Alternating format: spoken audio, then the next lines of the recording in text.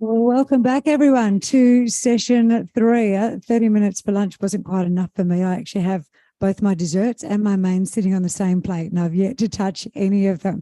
So thank you. As the conference goes on over the next 2 days, you're more than welcome to bring your food in, to go out. So treat this as you would your own family. So we're a great little family of investors. And if you need to go in and out at any time or eat in here, please do. Right, the poll is up.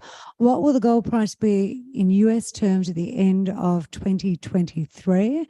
So 57% of you are thinking sub 22 and 21% above 22.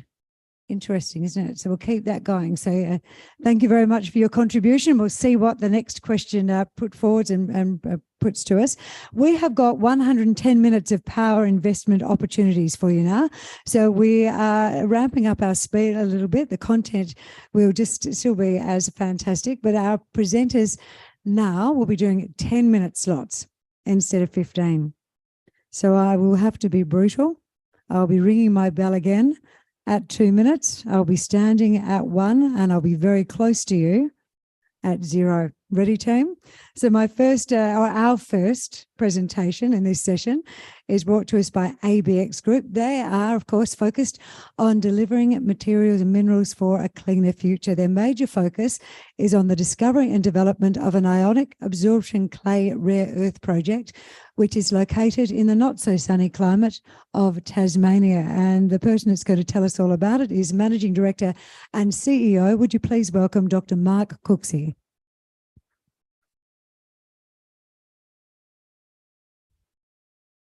Okay, thanks very much. Today I'm here to talk about our ionic clay rare earth project in northern Tasmania. And if there's one thing I want you to take away from today, it's that pH is king. So I'm Mark Cooksey. I'm the Managing Director of ABX Group. I've been with the company 3 years after most of my career with Rio Tinto and CSIRO.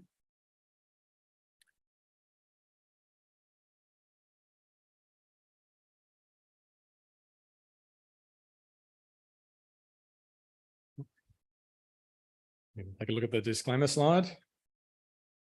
So we're about delivering materials for a cleaner future. And we have 3 areas that we're focusing on the moment: rare earths, which is the only one I'm going to talk about today, and also a project to develop a new process for taking waste and producing aluminium fluoride and other chemicals, and bauxite exploration and mining, which is where we started. Firstly, just quickly, our board. So we've got a very experienced and diverse board in terms of experience. So it includes Paul Lennon, former Premier of Tasmania, Ian Levy, former Chief Geologist of Western Mining and the founding Director of ABX, Director and CEO, and Ken Bounty, who's been a Director of numerous boards in a variety of industries. So a great breadth of experience to bring to these opportunities.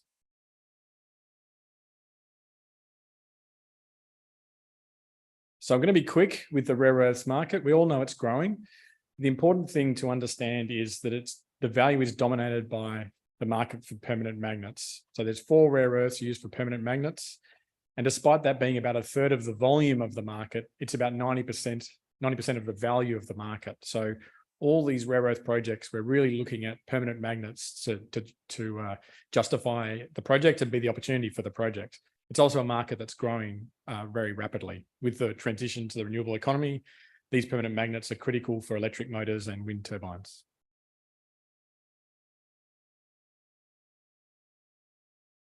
So there's 2 broad types of rare earth deposits.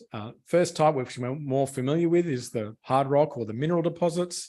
An example on the left there from Lynas, been going many years, very good deposit. And you can see the breakdown there of the different rare earths within the deposit. So 3/4 of it, lanthanum and cerium. About 1/4 of it is the praseodymium and neodymium, which are 2 of these 4 permanent magnet rare earths. but there's very little of the heavy rare earths, which are the most valuable. On the right, this shows the breakdown of our clay deposit in Tasmania, and you can see it's quite different. So the lanthanum and cerium are much lower, and the real key bit here is the teal, the terbium and dysprosium, which are now a few percent. Now those particular rare earths are worth a lot per kilo, so those two alone probably are almost half the value of that deposit. And these types of deposits are only processed currently in southern China. Many of us, or many people around the world, including here, are looking for similar deposits here because they're higher in these heavy rare earths, and also ostensibly and can be lower cost to get into production. So that means also lower capex and therefore shorter time to get in production. So they're very appealing at face value.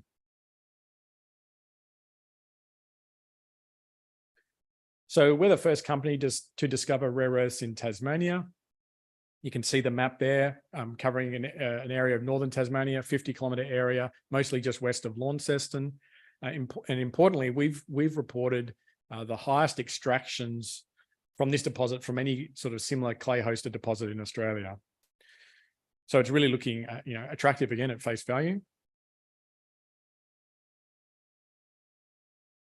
And we just announced an upgrade to our resource yesterday, in fact. So we're now at 21 million tonnes. So that's more than 5-fold increase from our first maiden estimate late last year.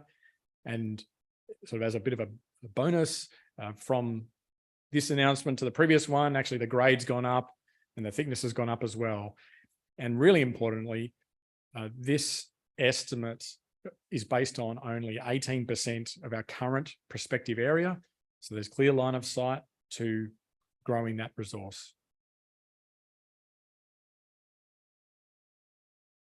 Now, I just want to delve into the clays a little bit. And I say here, not all clays are created equal. And the real thing, we know the thing grade is king, but here with the clays, it's looking more and more as though pH is king. So on the left, I show ABX, our deep leads deposit, and that nearly 200 ppm is the grade of the 4 permanent magnet rare earths in our resource. The idea is, can you use a salt solution to get the rare earths out? So when we've had testing done at Ainscough, the base level testing, we get about 40% of the rare earths out. We're using that salt solution. So that's the dark green on the bottom left. The second and third columns are just hypothetical deposits. They're not real, but they're set here to say, let's imagine they had the same grade as the ABX one. But we see results from testing on other clays. You see quite different behavior where in some, like the middle one, you get progressively more of the rare earths out as you go lower in pH. That means you're adding more acid. And that means we're taking the acid from like the level of apple juice down to lemon, down to vinegar, down to battery acid. And on the right, we have an example where no matter how much acid you add, you still don't get any of the rare earths out. The question mark on the left is just showing we actually haven't done the testing at lower pHs yet. We've been focusing on the pH 4. So as you add more acid, logically, you add more cost. The question is, how much cost? If it's just a little bit, okay, well, we can deal with that. If it's a lot, it's a different story. So this is, again, designed to be illustrative. It is based on, some published information. It's not perfectly exact numbers, but it's designed to be illustrative. So on the left, right, you want to be at pH 4. You might have a certain operating cost. As you add pH, you add acid. Sorry, as you reduce pH by adding acid, you're moving to the right, and you're incurring more costs because you're adding more acid. So the blue line's going up. Also, in theory, you're generally getting better extraction as you add more acid. So that should make the blue line go down because you're lowering your cost. Both of those two things are in this chart. And what it shows is actually the additional cost you're incurring from adding acid is significantly outweighing the better extraction you're getting. So again, these aren't perfectly, I'm not saying these are real numbers, not exact numbers, but they are based on real published data. So they're quite, they're meant to be highly illustrative. Then you have the red line, which is the revenue. That doesn't change for how much acid you're adding. You're still getting the same revenue from a kilo. So it's really clear here. You want to be at the left-hand side of the curve, right? You want to have the lowest cost to give you the best chance of profit and the highest profit margin. And so the question got to ask ourselves is, when you look at extraction data, what pH was required to get that? Because the pH that was required, how much acid, makes a big difference to the operating cost. And as far as we understand, all the Chinese ionic clay projects operate at pH 4 at the left-hand side. And so if some knowledgeable people say maybe you have to operate at pH 4 to make these things economic, I'm not sure about that, but it's a theory. If that was the case, if you take those original deposits, ours on the left and the two hypothetical ones, and only considered how much of the grade is recoverable at pH 4, now that's the desorbable grade of the deposits. They're now very different compared to at the beginning. I said they're all the same. So that's the importance of pH. And so our strategy, we're trying to rapidly develop a project to produce a low mixed rare earth carbonate, more drilling, more metallurgy, and in particular now the focus over the next several months is likely to be better estimates of CapEx and OpEx to really understand where we are on the cost curve. So I'd like to thank you for listening today, and together we can increase the rare earth supply from Australia. Thank you. Thank you, Dr. Cooksey. Next up, OD6 Metals has been recently announced, some significantly high-grade rare earth drilling, along with some excellent metallurgical recovery results at its Splinter Rock project, which is down near the beautiful Esperance in Western Australia. And with those rare earths forecast to be in hot demand over the next decade, it bodes well for this company. Would you please welcome their MD and CEO, Brett Hazelden? Thanks, Chrissy. Thanks for that. 10 minutes, short time frame, so let's get straight into it. We believe we've got a globally significant rare earth find here. It is clay hosted. A lot of the ones that you'll see today and then over the next couple of days will be clay hosted. I won't go into the ionic versus non-ionic and all those type of things, but let's talk about what we've got. We've got Grass Patch and Splinter Rock. Splinter Rock is our major flagship project. Multiple large-scale prospects identified that we'll talk about. High grades, so well above 1,000 ppm. That gives you more revenue than lower grades. 22% magnetic rare earths, as people have mentioned, that's where the money's going to come from. So we need those to be high. And importantly, we've got 10 to 80 metres in thicknesses near surface. So massive scale here. We're receiving averages of 60 to 75% recoveries and up to 90% as well. And these clay basins are covering over 250 square kilometres. Importantly, we're close to Esperance. So for those of you that don't know where Esperance is, it's in southern WA. It's got iron ore going out of it. It's got wheat, barley, and a whole heap of other commodities going out of it. So it's a big port. We're located on sealed roads. We're about 20, 30 k's away from a sealed road. And there's also lots of wind power down there as well. We listed it on the IPO back in June last year. We've done lots of things since, lots of drill programs, lots of metallurgy programs, and a number of things. So we've had a good run, and we're still running at the moment. So let's talk about the airborne electromagnetic survey. So this is one of our most eye-opening factors that we've been able to use. It's a big exploration targeting tool. Our last drill program had 90% successful holes based on using this.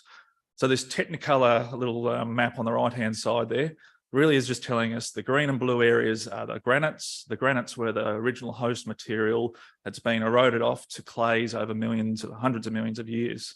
And they've been eroded into the old valleys that you'll see in the yellows and oranges and reds there. So that's what we're looking for. That's what we've targeted, and those areas are big, which we'll come across in a second. I'm not going to touch on the geology here due to time, but again, granite's going into these basins effectively. But if we look at that cross-section that's there from A to B, that's 40 kilometres in length. So that's a big area, big long area. So let's go into the details a little bit more. 4 main prospects there. Each of them well above 1,000 parts per million at either 300 parts per million or 750 parts per million grade. And that's important. That's what gives you revenue. If you're down around 600, 700, 800, you're going to struggle for your revenue, and you can't afford acid. You can't afford other reagents. Magnetic rare earths, that's where the money is. It's not too many people that get above those 21%, but a lot of these clay rare earths, they are getting high recoveries. So then you're getting a higher revenue mark as well. The clay thickness is important. Why is it important for? If you've got 2 to 10 metres thickness, you've got a big stripping ratio and you're impacting a large area. Whereas we've got up to areas of 10 to 80 metres in thickness. And these areas, the lengths and widths that we've identified from these clay basins are multiple kilometres in width and tens of kilometres in length, massive areas. Thickness to the cover is in between 3 to 35 metres, and metallurgy results I'll touch on shortly. So we're in Sydney. I thought we'd put up a little slide here of how big is the Sydney Harbour for those that don't know in comparison to what we've got there. So the Sydney Harbour from the heads all the way to Parramatta is 55 square kilometres. Lots of water there. That's it shown in blue. The clay basins that we've got shown there and that we've been drilling out are multiple Sydney harbours, almost a Sydney harbour each. So what we're now targeting is the best of the best from these results. And tonnes aren't going to be a problem. There's going to be hundreds of millions, if not billions of tonnes out there. So watch out. We're just looking for the best grades, the best metallurgy, and we'll touch on that shortly. So looking at centre. Centre, big thick intersections there, 50 to 70 metre thick, 1300 to 1700. And that's a 5 kilometre in width section. Again, just to give you an idea of what we're talking about. Metallurgy, let's talk metallurgy. There's a lot of talk about metallurgy. We're using a hydrochloric acid as the basis for our works. So there's a couple of reasons for that. You do get higher recoveries. We get the ionic portion of it, but we also get the readily acid soluble. So we increase our revenue. We've got higher grades. We can afford it. We can use sulfuric acid, and we can also use ammonium sulfate as well. Now, hydrochloric acid, simply put, is easily produced on site. You take table salt, add water and power, and you get hydrochloric acid, and you also get a base, which you can then use to neutralise the hydrochloric acid when you put it all back in to the pit at the end of the day. So we're going to have to wear those costs. We could use sulfuric acid. You produce sulfuric acid by burning sulfur. And then you still need to add a lime to neutralise at the end of the day. And you can use ammonium sulfate, which is fertiliser. How do you produce the ammonium sulfate? You take sulfuric acid, which I've just told you how to produce, and you also take ammonia, which is produced from a gas plant up north in the Burrup Peninsula. So there's different costs for all these reagents. It really doesn't matter which of those three processes you use, as long as you've got the grade, as long as you get the recoveries, and as long as your revenue is in the right area. And that's what we're chasing. The best areas out of these multiple Sydney harbours that have grades in excess of 1500 ppm, that are getting the recoveries, not just 30 or 40%, which are seen in just purely ionic clays, but getting the 60s, 70s and even higher recoveries. What's next for us? We've got a next round of drilling that's going to start in June. So we've tested the width on these. Now we're going to test the length.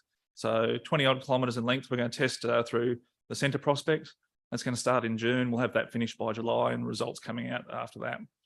We also got awarded a $180,000 co-funded drilling program from the West Australian government, which is their flagship exploration incentive scheme. So that's covering part of the cost or half the cost of that program there.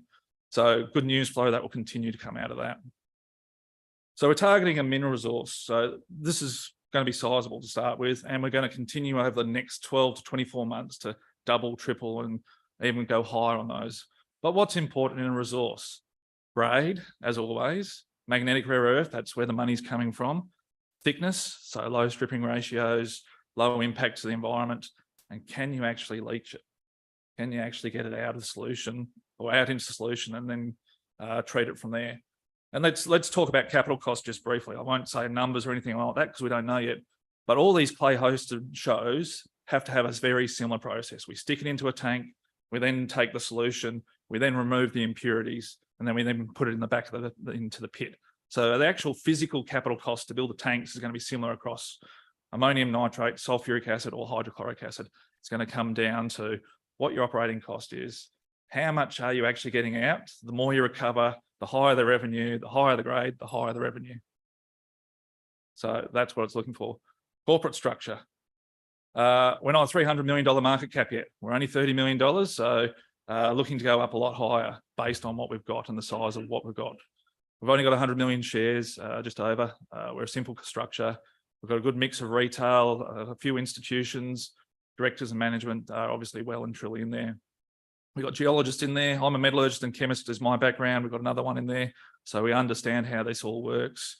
And we've also got a good corporate finance guy and peers on the board as well. So well structured. So back to the highlights. We're near Esperance.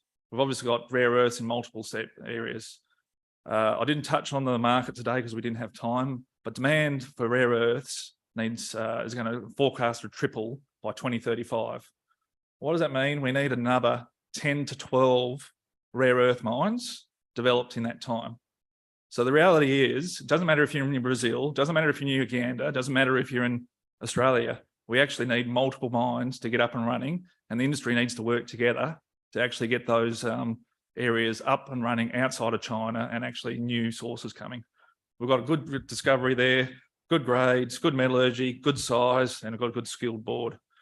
So thanks for listening, guys. We're looking forward to this rare earth industry really getting off. And there's only one in Australia at the moment, which is Lynas, and we need another 10 to 12 mines.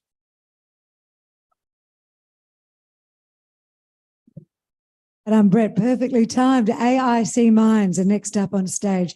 They are a growth-focused Australian copper and gold mining company. They own the Eloise Copper Mine, which is a high-grade operating underground mine located in sunny North Queensland. And addressing us today is their Managing Director, Aaron Coleman, who I believe is very well known to a number of you in the room. Please make him welcome. Thanks, Chrissy. With only 10 minutes to present, let's get straight into this.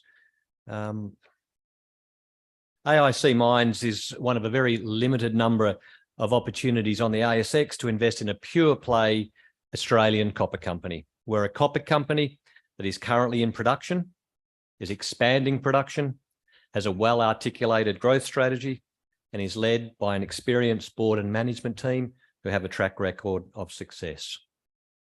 We have an experienced board.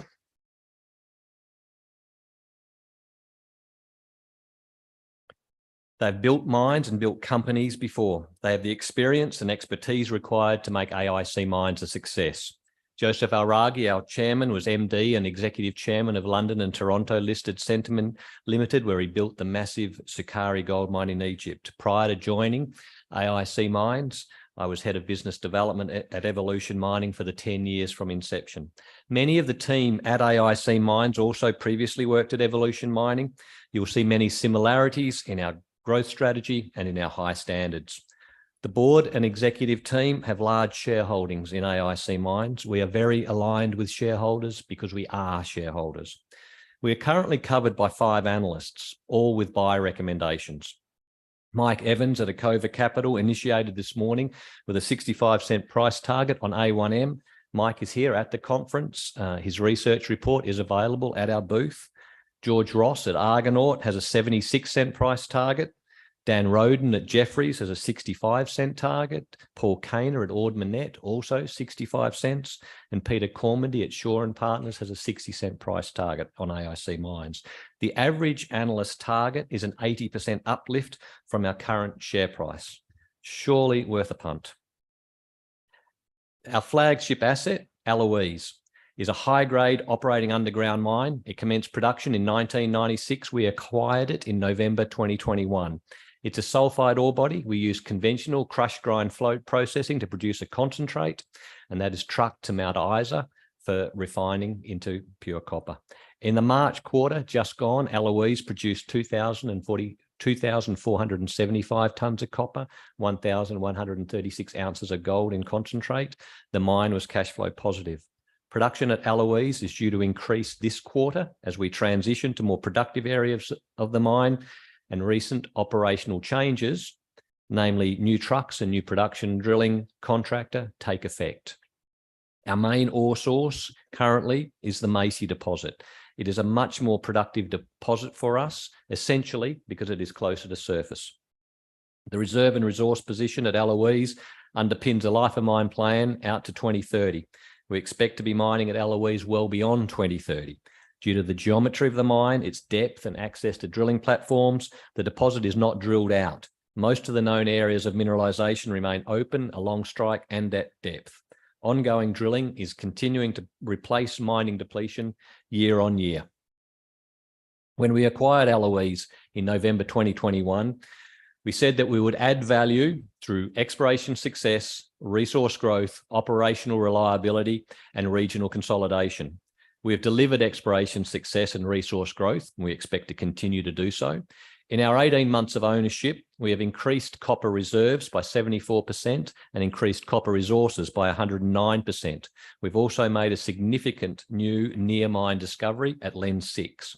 We've commenced the necessary recapitalisation of the mine to deliver reliable production and operational reliability. The standout value add opportunity at Eloise, though, was to consolidate the stranded deposits in the region to both expand and extend production from the Eloise processing plant. We kicked off that consolidation late last year with a successful takeover of Meteoric Ltd, who owned the adjoining tenements covering 2,000 square kilometres, and importantly, the 9.8 million tonne Jericho copper resource. Jericho is a perfect fit with Eloise. It's located only 4 kilometres from the Eloise processing plant and has similar geology, mineralisation and metallurgy, meaning that we'll use the same mining methods and processing methods that we are currently using at Eloise. Jericho allows us to expand the Eloise processing plant and lift production to over 20,000 tonnes per annum copper and 10,000 ounces per annum gold. It will reduce our operating costs through economies of scale. It increases the mine life and it de-risks production by increasing our number of available ore sources. Development of Jericho transforms Eloise into a true cornerstone asset for AIC mines. Jericho currently hosts a resource of 9.8 million tonnes, grading 1.8% copper and 0.4 grams per tonne gold. It's open along strike and at depth. Also, importantly, it is shallow, commencing below only 50 metres of cover. The diagram on this slide shows you why we're so excited about Jericho. It shows the relative depth of the Jericho resource compared to Eloise. We're currently mining about 1/3 of our ore at Eloise from the deeps, which is 1.5 kilometres underground and hence a 12.1 kilometre truck uphill to the mill. Our shallowest current ore body at Eloise is the MEI deposit, our main ore source in 2023. Jericho is shallower than MEI. So the current Jericho resource is larger than the current Eloise resource, shallower than the shallowest Eloise deposit, and is a shorter average haul distance to the mill. Development of Jericho is transformational for Eloise. I don't think the market quite understands that yet. I don't think the value of Jericho is yet reflected in the AIC Mines share price.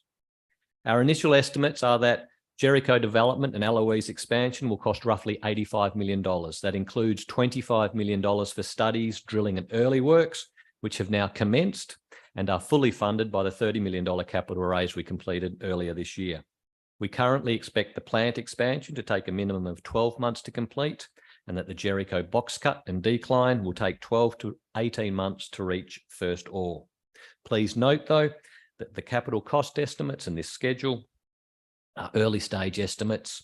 The mining, processing and engineering studies that we are completing this year will firm up the costs and schedule. The acquisition of Meteoric not only delivered Jericho, but also 2,000 square kilometres of prospective tenements. High quality geophysics and initial wide space drilling has been completed by former JV partners, Oz Minerals on the western side and Sandfire on the eastern side. That work is immediately useful to our search for satellite deposits. Even a relatively small deposit like Sandy Creek, 20 kilometres west of Eloise, is important from a hub and spoke perspective. We are about to commence a drilling program at Jericho, and once that is finished, we'll move the rig to some of these regional prospects. We have a cornerstone asset located in one of the most significant copper producing regions in the world, a region where many more opportunities for growth exist. We continue to look in this region for projects that will grow and improve our asset portfolio. We are targeting late stage Australian copper and gold projects. Our growth strategy is a strategy that was honed and refined over 10 years at Evolution Mining. We are now applying that same strategy with the same energy and discipline at AIC Mines. To wrap up, AIC Mines is led by a highly credentialed and heavily invested team. In the near term, we're adding value through the development of Jericho and expansion of Eloise, transforming Eloise into a reliable, long-life copper mine of meaningful size. Over the long term, we will add value as we continue to build AIC Mines through exploration, development and acquisition. Thank you for your attention. I look forward to taking any questions you might have either at our booth or via Twitter. Thank you so much. They're good with time today, and striding down from the back of the room is a mild-mannered geologist with the odd 17 years of experience under his belt. This is Ned Summerhayes. Ned has got exploration experience both here in Australia, overseas. His keen focus, his love, his passion is gold exploration in Western Australia, which is lucky because at this point in time, he is CEO of E79. As you wish. I can say as I wish. Thank you so much because I'm in charge. He's the CEO of E79. And that focus, of course, is their exploration projects in WA. And that's what he's about to give us insight into. Would you please make him welcome? Thank you very much. And thank you very much for RIU for the opportunity to speak. So E79 Gold Mines, as just said, we're a gold-focused explorer in Western Australia. We're focused on making a greenfields discovery. Please see our standard disclaimer. So the company has experienced management. The team that are behind E79 Gold Mines were behind Integra Mining through their discoveries and their development. They're through Staveley Minerals through their discovery, and E79 is their return back to the Eastern Goldfields. We have two key projects in Western Australia. Both are within large, prolific greenstone belts. We have a strategy of putting our money in the ground. We want to do as much drilling as we can to make the discovery for the shareholders. You can see the directors on the left, led by Chris Cairns, Peter Ironside and Deborah Lord. And you can see our corporate information on the right. We have about 66 million shares on the market, and we currently have about $5.5 million in cash. The two flagship projects within Western Australia, one is in the Laverton Tectonic Zone. That zone is a 250-kilometre long deep structure that's endowed with about 30 million ounces of gold. This is a world-class zone. Our second project is up in the Murchison region, just to the west of Meekatharra. The Murchison goldfields are also endowed with about 30 million ounces of gold. So focusing in on the Laverton South project, you can see on the map shaded in grey the Laverton Tectonic Zone. The table on the left highlights some of the large deposits: Granny Smith, Wallaby, Sunrise Dam. These are big world-class deposits. They're also clustered just south of the town of Laverton on the map. I think I've got a laser here. Around here. So relative to the well-explored north and central parts of the Laverton Tectonic Zone, the southern part, where E79 is located, is underexplored. While we do say it is underexplored, it has had recent exploration success, both in the forms of Breaker Resources with their Lake Roe gold project, now at about 1.5 million ounces, and also more recently with the Rebecca Gold project, now owned by Ramelius.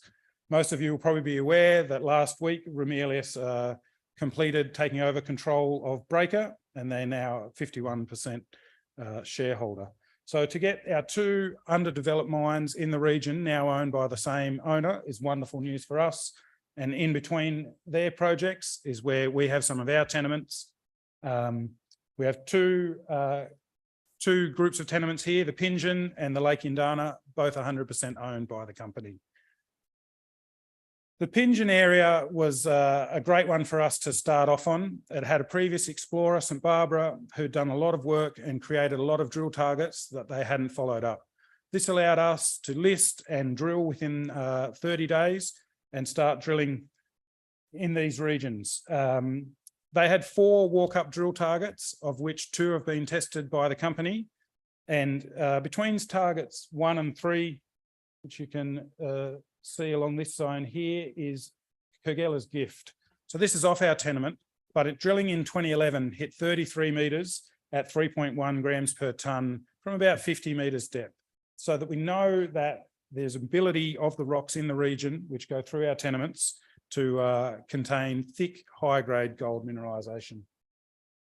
So most of our drilling to date has been on a target called Target 3.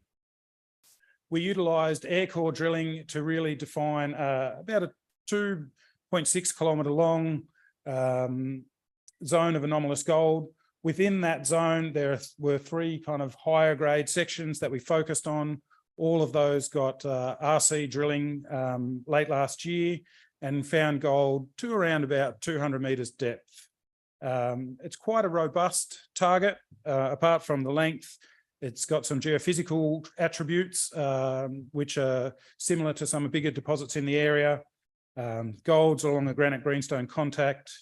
We found evidence for a large-scale fluid mixing, explaining why the gold's there and giving us an idea of the size of the system. And there were multiple gold pathfinders along. The drilling, we've had multiple 1 gram per tonne intersections over 2 kilometres strike. We're still discovering about this system. We haven't hit the high-grade zones yet, but we currently have 2 drill rigs on site, an air core rig expanding the known areas and an RC rig targeting some deeper areas. With the work that we've done so far, we're able to draw some analogies from what we're seeing, the observations that we're seeing in our drilling, with observations that you can see in larger deposits within the region. So we'll spend a little bit of time on this map. We can see on the left, we have the large Granny Smith gold mine in plan map and then in cross section.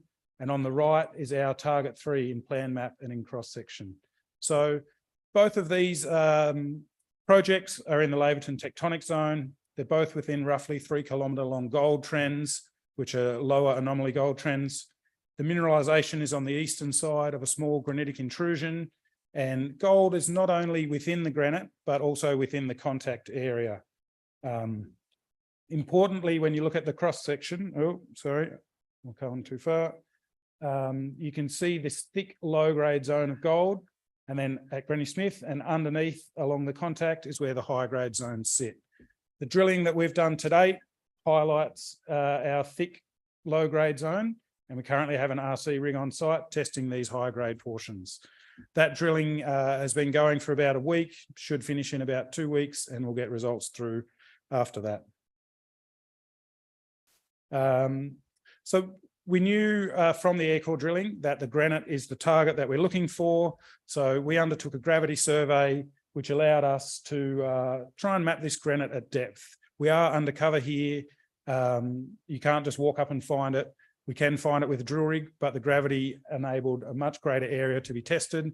And we did find, we were successful in finding a northern extension to our target granite and a potential southern offset. The southern offset has already been tested with our air core rig on site, and we look forward to those results coming through. Still in the Laverton South area is our Lake Indana project. This is a great first mover opportunity. Large lot of ground within the Laverton tectonic zone that was kind of mis-surveyed as a granite, and we've been able to do some work geophysics-wise to unearth about 25 kilometres of greenstone that has been effectively untested. I think there's 65 drill holes within the project, and that's a 200 square kilometre tenement. So we know that we've got greenstone there. The minor amount of drilling that was there shows more greenstone. We're going through the advanced stages now of our heritage surveys, and we hope to be drilling within the end of the month. The beauty of this is that anytime you're in a new search sphere, the biggest deposits are usually found earlier. So this is a project we're very excited about.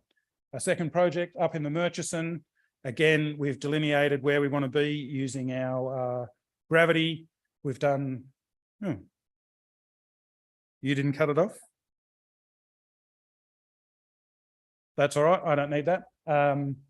So again, we use the gravity to find out where we want to be. We've done a large-scale auger program testing 30 kilometres of prospective stratigraphy. Those results have just started coming back, and we'll announce those in the coming weeks. We have about 90 kilometres of the Big Bell Shear, which hosts the Big Bell mine, which is the largest mine in the region. There's a map of the areas that we've tested, and they're our exploration projects. So yeah, thank you very much for listening, and we're at booth 97 if you have any questions.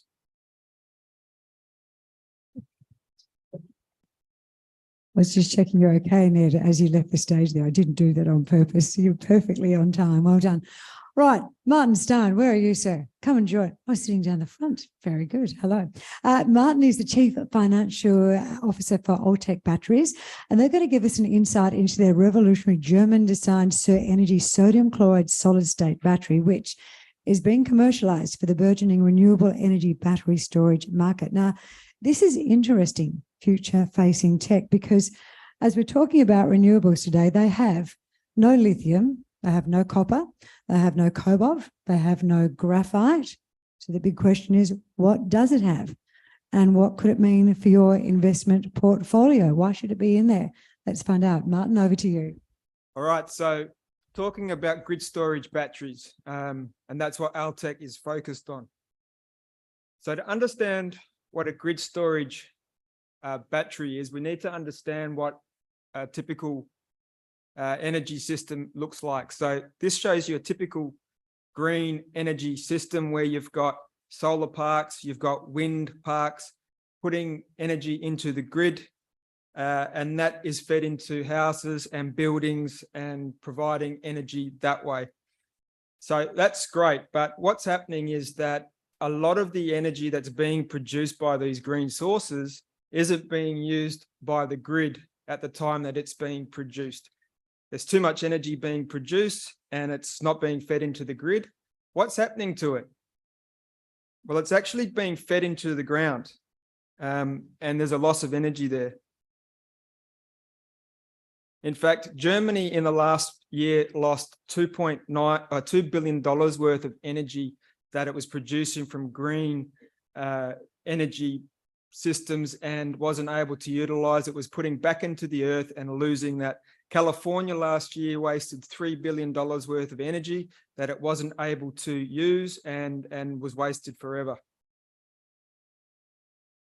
Now, what happens to these green energy producers when the sun might not be shining, say, for example, at nighttime, or the wind isn't blowing because it's that time of the day? Where does the energy come from to support the grid so that the houses and the buildings can still continue to operate?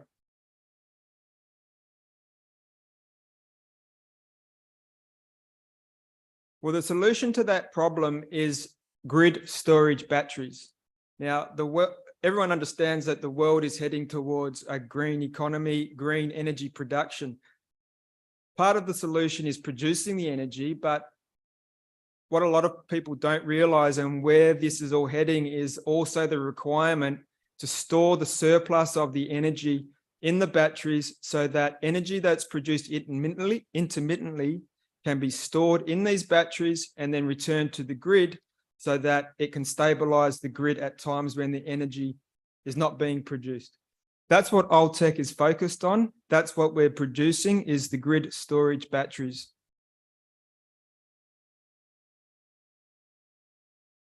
Now let's talk about lithium-ion batteries at the moment. Lithium-ion batteries have a liquid electrolyte and they've also got a plastic separator sheet. And they're the two elements of a lithium-ion battery that causes fires and explosions. So what the industry is looking at is introducing what's called solid-state technology. And solid-state technology is replacing the liquid electrolyte and the plastic separator sheet with a solid ceramic electrolyte. And that's not causing the fires, it's explosion and fireproof. So with lithium-ion batteries, we've seen the challenges with the fires and explosions. What's actually happening is something called thermal runaway, which is where there's a chemical reaction inside the battery and it gets to such a hot temperature and it catches on fire. And these batteries are almost impossible to put out. We've seen on the news these Teslas and whatnot, the fires are just lasting for days. And that's because oxygen is produced in these batteries at the cathode level and it's fueling the fire, and these batteries are nearly impossible to put out. Lithium-ion batteries also operate in a very low temperature range of about 15 degrees to 35 degrees. And that's because the lithium faces viscosity issues, and when it gets too hot or too cold, it loses its capacity. So lithium-ion batteries aren't suitable for very, very hot climates or very, very cold climates. Lithium-ion batteries also degrade. The lithium degrades over time, and they've got a limited lifespan of about 8 years. Lithium-ion prices are also going through the roofs, putting a lot of pressure on the battery production and battery costs. Cobalt, a lot of cobalt used in lithium-ion batteries, and 70% of that comes from the Democratic Republic of Congo. It has supply chain and ethical issues in sourcing that cobalt, so that's a concern as well. And graphite, a lot of graphite used in the lithium-ion batteries, 90% of it comes from China, which is a geopolitical and sovereign risk. 2.5 times the amount of copper is used in a EV compared to a standard internal combustion engine. A lot of experts are saying there's not enough copper coming into supply to support all the world's needs. That includes an estimated 27 million EVs that are expected to come on the market in the coming years. So, is there a battery technology that is fire and explosion proof, that operates in a large temperature range, has a life of more than 15 years, and doesn't use any of those expensive metals like lithium, cobalt, copper, graphite, or manganese? Well, there is, and that's what we're commercializing at Altec. It's called the Serenergy battery, the Serenergy sodium chloride battery. It uses sodium chloride, which is common table salt technology. It was developed by the Fraunhofer Institute, which is a German government-owned institute. They are the joint venture partners with Altec in this product, and they have spent the last 8 years developing the product ready to commercialize, and the main material is common table salt, sodium chloride.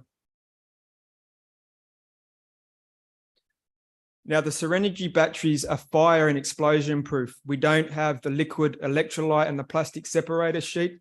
We have a solid state electrolyte technology, so these batteries are completely fire and explosion proof. We don't have the thermal runaway issue.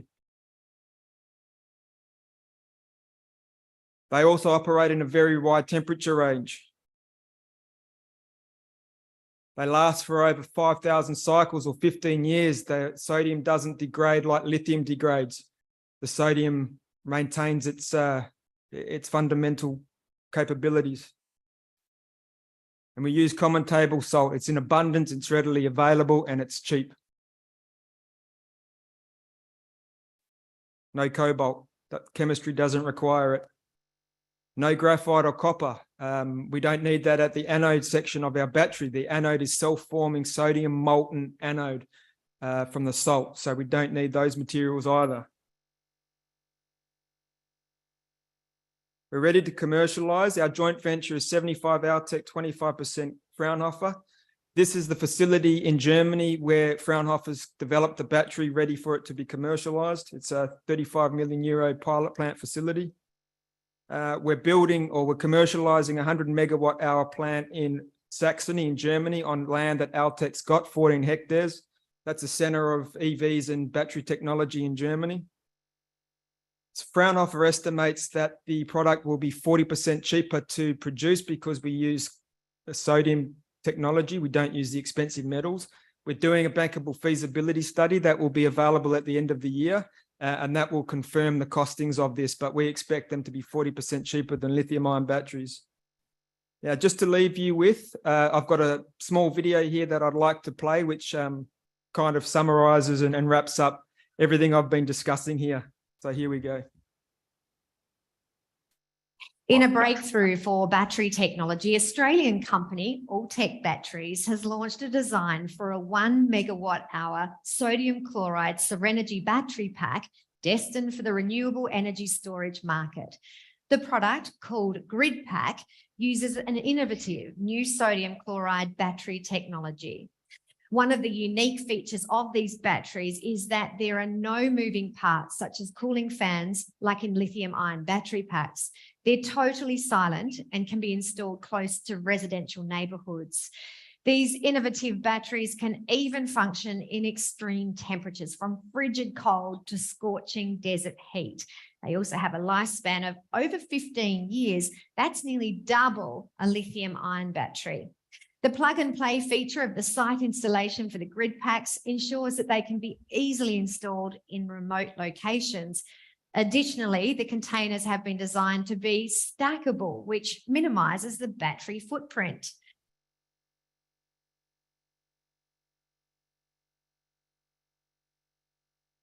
That was the end of the video, so I'm finished. Thank you very much, everyone. I was going to say I didn't kill her either, but I did notice there was a fashion faux pas. So I removed my red jacket, but she obviously has good choice. Right, we are at the official halfway mark of our speed investing session. This is presentation number 6. And look, if you had a chance to jump on your news feeds at lunchtime today, you would have seen an interesting little announcement about this company. There was an article about yourselves. Musgrave Metals is next up. They're actually a gold and rare earths company. They have a portfolio of actively expanding high quality projects across Western Australia, including gold up in the Murchison, and down south, southern WA, there's rare earths. This fellow here is Tim Davidson. He's both their CEO and their MD, and he's joining us on stage to discuss their recent successful results, which is what was featuring today in the news, and also some progress. Would you please make him welcome?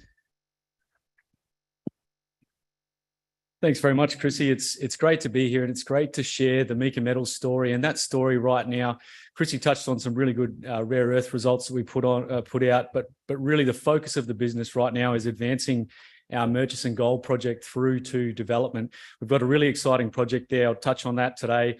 And with respect to the rare earths, I'll briefly touch on that. But if you want to catch up at the booth, I can talk more about those. So with respect to the business, we're led by a really experienced board and management team, and a management team and a board that's demonstrated to be able to grow the value of businesses and create shareholder wealth in the resources space. We're led by Paul Chapman, our chairman, who was the founding shareholder and chairman of Silver Lake Resources, a gold business, multiple assets, producing mines. Paul Adams and Roger Steiner-Price, both involved in big discoveries in Western Australia that was subsequently taken out by Ramelius Resources.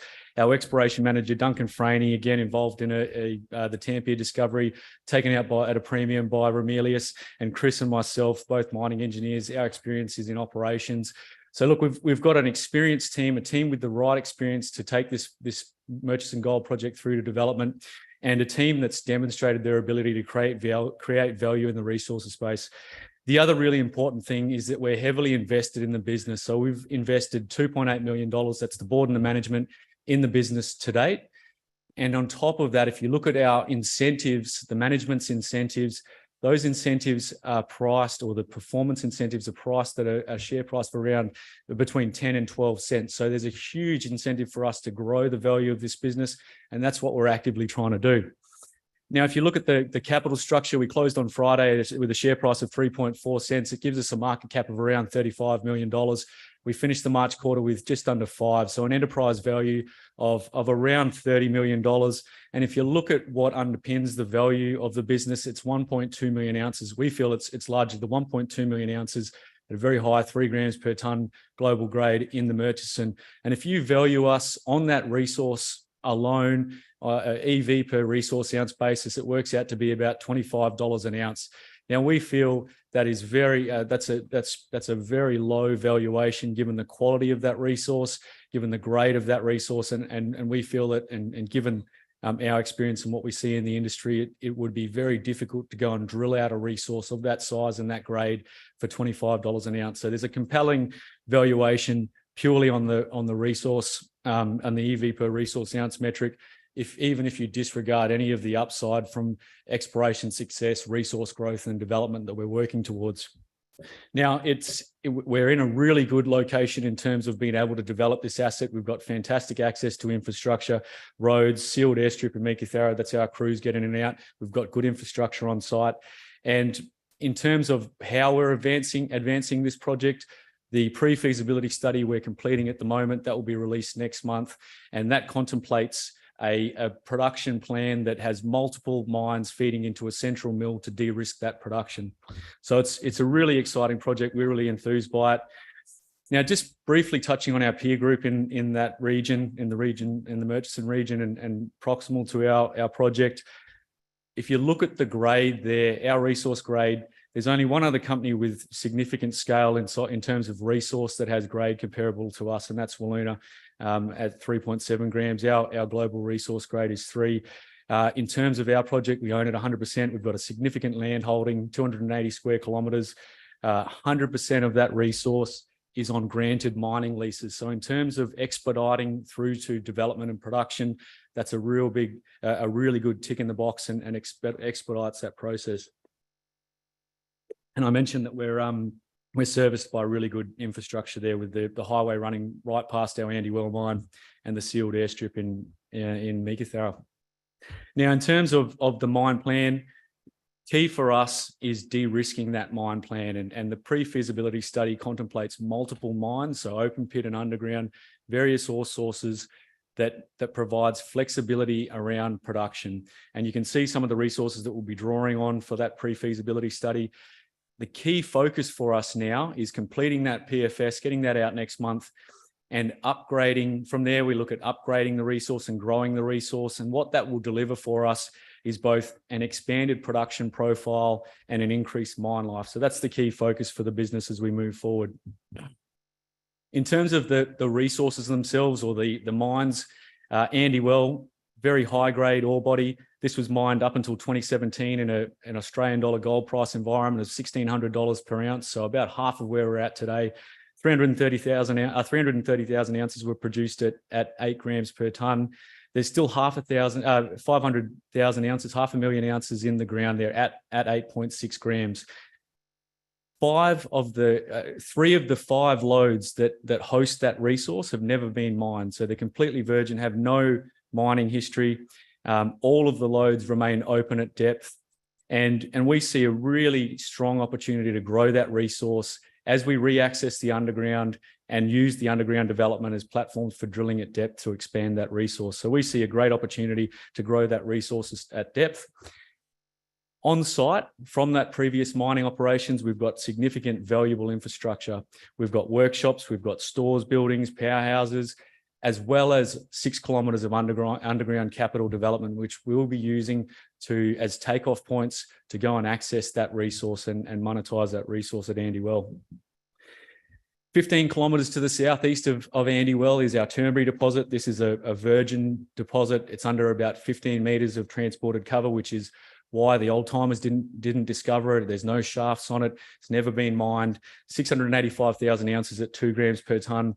Again, on a granted mining lease. And this we see as a really important part of our production plan with our PFS.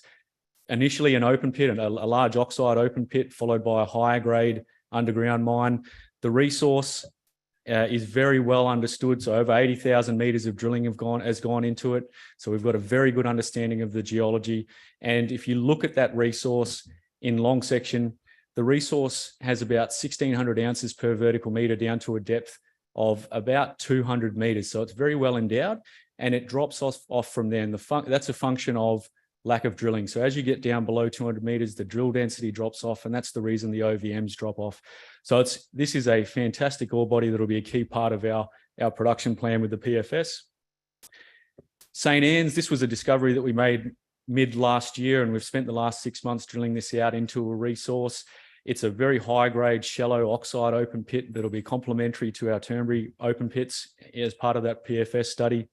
And the other thing that you'll notice is that both St. Anne's and Turnberry sit within that fairway shear zone that runs north-south through the greenstones there. That Turnberry St. Anne's corridor outside of that immediate resource area has less than 3,000 metres. So it's highly prospective location to go and grow that resource, and we see that as a good opportunity to go and target. And in that vein, outside of those immediate Turnberry and St. Anne's areas, we see the Nowida Greenstone Belt, which is an Archean greenstone belt. There's a fairway shear zone that rips north-south through that corridor as a really strong exploration target. And we're busy drilling in that corridor as we speak. So we started drilling there a couple of months ago. We expect first assays from that drilling this month. Now, that corridor already hosts over 700,000 ounces. And outside of those resources at Turnberry and St. Anne's, all that corridor has experienced is broad space reconnaissance drilling, vertical RAB and air core drilling that was completed in the 90s and early 2000s. And that's great for understanding the underlying geology, but it's not fantastic for discovery. So we need to go and follow that up with closer space drilling, which is what we're doing now. This is how we discovered St. Anne's last year, and through geochemical anomalism and low-level gold in the previous drilling. And that's what we're targeting with the drilling that we're doing at the moment. Now, outside of the Murchison, we've got a really exciting and complementary gold project at our Circle Valley project. This is a much younger geology. This is Proterozoic system. We've got fantastic intersections, broad, shallow, high-grade gold at Anomaly A. And we went back earlier this year and extended and expanded that footprint at Anomaly A and drilled at Fence Line and hit primary gold for the first time at Fence Line, which is about 10 kilometres to the northeast. So this is a much younger, different style of mineralization to what we see in the Murchison, but no less exciting and no less complementary. And then finally, from a rare earths perspective, and happy to talk more about this at our booth if you want to come and see us, we put some really exciting results out this morning, the highest grade we've received to date. We own a province scale opportunity, 2,500 square kilometres. We own it outright. We've got fantastic access to infrastructure, and it's a really appealing opportunity for us to pursue. So thanks very much, and happy to talk more at our booth. Thanks, Chrissy. Yes. Good on you, Tim. Tim and Mika. Now, I'm actually not sure what the next presentation is going to hold for us as he walks his way up on the stage here. We're talking Forrestania. This is the newly anointed one. You've only been with them for about 8 weeks. He's got a very solid vision. So he wants to add value to this company via his 3-pronged strategy. He's got exploration, collaboration, and acquisition. And I did a little bit of searching today, and I didn't have a chance to go and speak to Michael Anderson earlier. So I'm thinking, what are you going to focus on? Are you focusing on the fact that you're really well known in Western Australia, or are you going to another jurisdiction that you might? Let's welcome everyone. Thank you. Thank you. And yep, thank you. Yeah, so Forrestania is a young company, and my tenure there even younger. I joined just 2 months ago. But clearly the company has a great portfolio. And as of yesterday, we've just added to that with a deal in Canada that I'll speak about. The strategy that we are focusing on is very much about making things happen. We've got some great ground in Western Australia, the historical Forrestania belt, next door to Mount Holland's Kidman discovery, the Earl Grey pegmatite, 180 million tonnes at 1.5%. So we're absolutely in the right area for lithium. We're next door to what was Western Area's nickel ground, but that's now being proactively explored by IGO, also for lithium, and a wealth of gold history in that region too. So we're proactively exploring at Forrestania, some very encouraging results at the likes of giant pegmatite, following up known intersections, 30 meters at 3%, etc. But the expansion into Canada, like many of the junior companies in this space, announced yesterday into the prolific James Bay region. And really, this is about giving the company as much opportunity as possible. We are an explorer, and in that game, you want to have as many irons in the fire as you can, increase your probability. And we're in two, what I think arguably anybody would agree are world-class lithium exploration jurisdictions. We are very proactively seeking further opportunities to both collaborate in Australia and in Canada, and ultimately to acquire complementary ground to the positions that we hold. And my coming on board, I haven't come here to warm a seat or just simply draw a salary.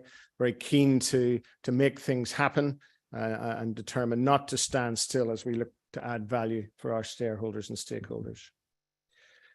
Forrestania is the name of the company. It is also our flagship project, that 100 kilometers long of strike through some very well-known geology. And our near neighbours are world-scale projects, Covalent at Kidman, sorry, at Earl Grey, as I say, IGO, and even the historic Bounty gold mine, where these things definitely give us tremendous optimism about what we can expect to find on our own ground. Now, we have got an ongoing drilling program in a bit of a pause at the moment whilst we process the results of the most recent drilling and target for the future. Got some very talented people on board. Melissa McClelland, our lithium exploration manager, worked at Kidman, knows how to interpret the soil geochemistry of the region and come up with additional targets. Ashley Bennett, who's here with us today, has got a wealth of experience in gold and other metals in this region. So got good team around us working on great land.